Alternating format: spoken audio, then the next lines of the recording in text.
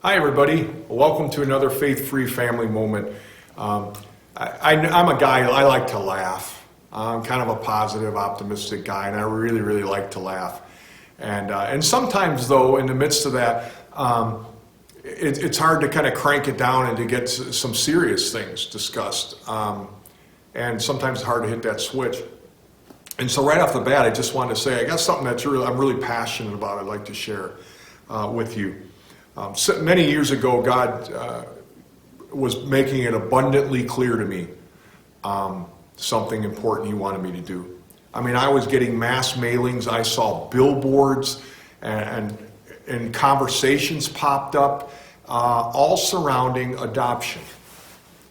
And I just felt a strong leading that God was leading us to adopt a child.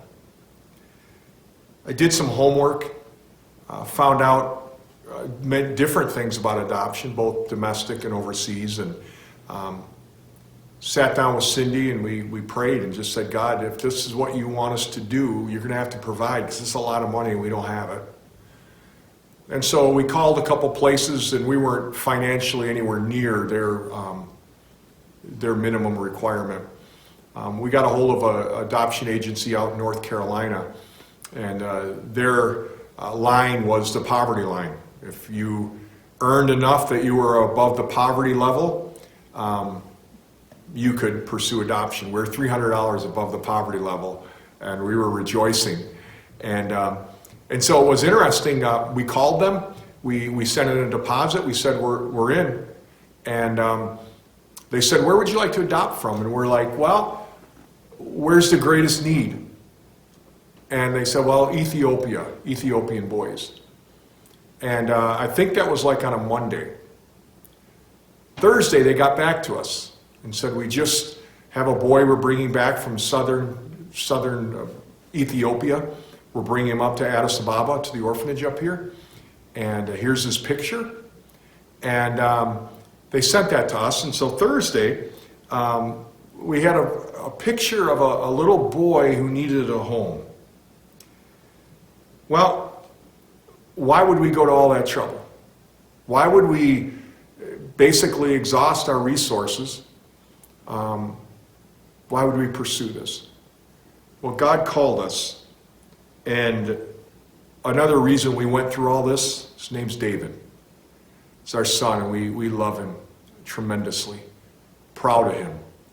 And God brought him into our family, and we find it a high privilege to parent David. And whatever cost there was on the front end is not even close to the prize and treasure we have in David. In this process, though, God provided amazing ways. We had people just call up who we didn't have a lot contact with, and they came over, and one couple who we love and just played volleyball with, we didn't really have a whole lot more interaction with them, came over and handed us a large sum of money in cash. We had family give us money. We had all kinds of stuff. Angela and Cyndy made these little bracelets and sold some, and people were gracious, and just the way God brought the money in was unbelievable. Well, God was showing off, and we were able to bring David home. And here's what I want to encourage you. Maybe you're like me, and that God's putting a little spark within you. And maybe like you've listed some excuses, and maybe you got some seemingly legitimate reasons not to pursue adoption. I get it. I understand them. But I shared this to help you think through what the Lord might be saying to you. And I want to challenge you. What's stopping you from taking a step and contacting an agency and just seeing what God does with that step? Maybe He'll close the door, or maybe like us, you'll find God's been waiting for you to take that step for quite a while. I know it's risky. And let's be honest, we don't like risk. But I was really struck and ministered to by a quote from John Piper in his challenging book, Don't Waste Your Life. He says, risk is right. And the reason is not because God promises success to all our ventures in His cause. There's no promise that every effort for the cause of God will succeed as we see it. What about you? Are you caught? in the enchantment of security, paralyzed from taking any risks for the cause of God? Or have you been freed from the mirage of Egyptian safety and comfort? Do you men ever say with Joab, for the sake of the name I'll try it?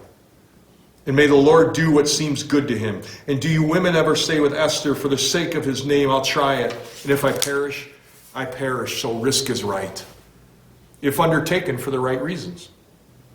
Bringing children into our homes who desperately need to know the love of God, even when it winds up requiring a lot of work, is a sacrifice, I believe, in which with God is pleased. God calls us to care for orphans. Clearly, that's the heart of God. So I exhort you, take a step towards pursuing adoption, or being a foster parent, or support families who God is leading towards adoption. For it was Jesus our Savior who said, for what you've done to the least of these, you've done it unto me. And I pray each person hearing this will listen to the heart of God, will listen and take a step towards the heart of God, and perhaps with adoption or foster parenting or supporting someone else. It's important to me. More importantly, it's important to God. May God bless you. Have a great day.